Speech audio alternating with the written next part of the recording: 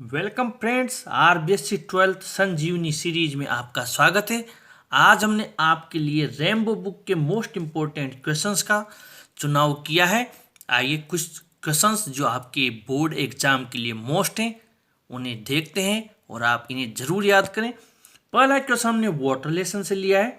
What are the successive steps in the process of soil erosion? भूमि के कटाव की जो सक्सेसिव स्टेप्स क्या है, वो कौन से चरण हैं, वो कौन सी विधि है जिसकी वजह से भूमि का कटाव होता है। तो the successive steps in the process of soil erosion, जो भूमि के कटाव की जो प्रोसेस है उसके जो सक्सेसिव स्टेप्स है, जो चरण है, वो है are removal of the protective coat of vegetation, यानी कि जो वनस्पति की जो ऊपरी परत होती है जो सुरक्षा करती है मिट्टी की, वो रिमूव हो जाती है, नष्ट हो जाती है। The cutting up and washing away the earth, जो भूमि होती है उसका कटाव होना और उसका मिट्टी का बह जाना। The absence of any checks, बीच में कहीं रुकावट का न होना। And slope of the earth, और भूमि का ढलान। ये सब कारण है जिससे कि भूमि का इरोजन होता है, भूमि का कटाव होता है, मिट्टी का कटाव होता है। Which is the principal factor in causing soil erosion? Question number 2 water lesson से लिया है, मोस्ट इंपोर्टेंट है। यानी कि भूमि कटाव का मुख्य कारण क्या है? Sudden bursts of excessively heavy rain resulting in a large run off surplus water is the principal factor in causing soil erosion. अचानक जो तेज बौछारों के साथ में भारी बरसात होती है, उससे अतिरिक्त जल की मात्रा बढ़ जाती है। सरप्लस वाटर यानी कि अतिरिक्त जल बढ़ जाता है तेज बरसात होने से, और यही मुख्य कारण है भूमि के कटाव का। Question number 3, what did Mrs Malik think about the lady in the draft plan of the house? यानी कि जो मकान का जो ड्राफ्ट प्लान बनाया था उसमें जो लेडी थी उसके बारे में श्रीमती मलिक क्या सोचती थी? रूम 10/8 से ये क्वेश्चन लिया है। आंसर है Mrs Malik thought that the lady in the draft plan of the house was elegant and graceful. वो सोचती थी कि जो ड्राफ्ट प्लान में जो लेडी है वो भव्य और सुंदर थी। एन इमेज ऑफ कंटेंटमेंट, संतुष्टि की एक छवि थी। The figure in the sketch, however, was as tall as Mrs. Malik. जो उस स्केच में जो आकृति थी उसकी लंबाई उतनी ही थी जितनी कि श्रीमती मलिक की थी। She felt that the architect had painted her. उसने महसूस किया कि आर्किटेक्ट ने उसे पेंट किया था। She also thought that she must show that sketch to her daughter-in-law sometime.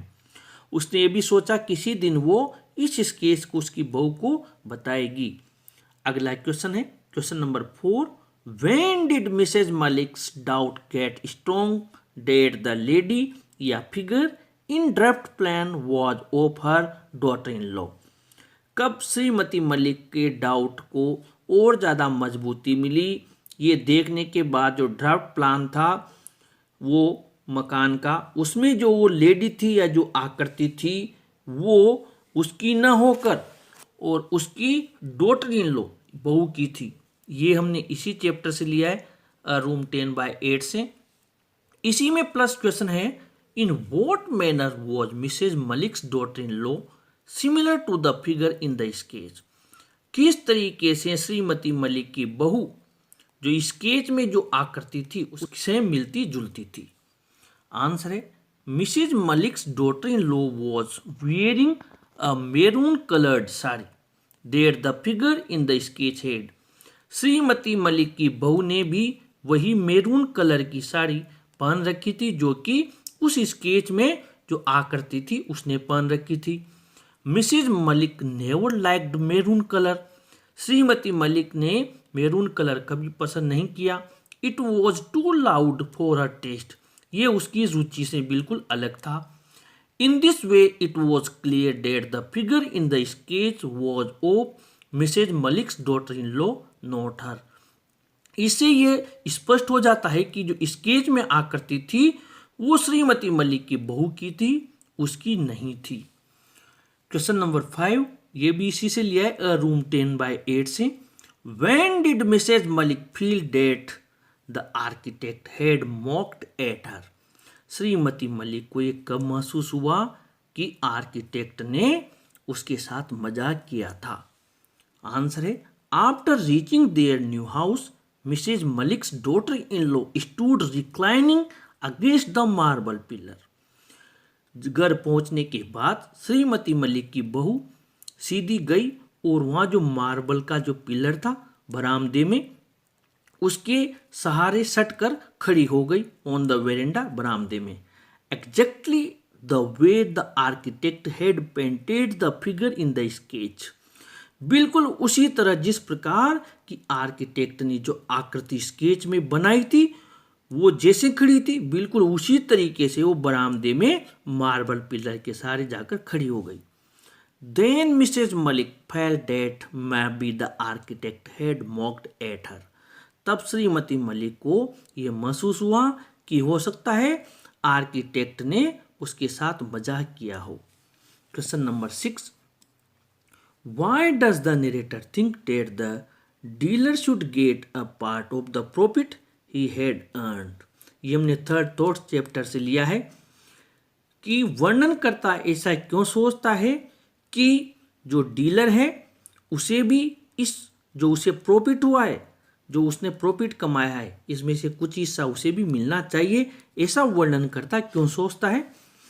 इसका आंसर है, the narrator thinks that the dealer behaved very well to him. वर्णनकर्ता सोचता है कि डीलर ने उसके साथ अच्छा व्यवहार किया था। He should also behave very well to him. उसे भी उसके साथ अच्छा व्यवहार करना चाहिए। The dealer should get a part of the profit he had earned. और इसीलिए डीलर को जो उसे कुछ लाभ हुआ है उसमें से हिस्सा मिलना चाहिए। इस प्रकार ये हमने 6 क्वेश्चन आपके संजीवनी सीरीज में लिए हैं। अगले पार्ट में संजीवनी सीरीज के में आपसे फिर मुलाकात होगी। आप चैनल को जरूर सब्सक्राइब करें। Thank you.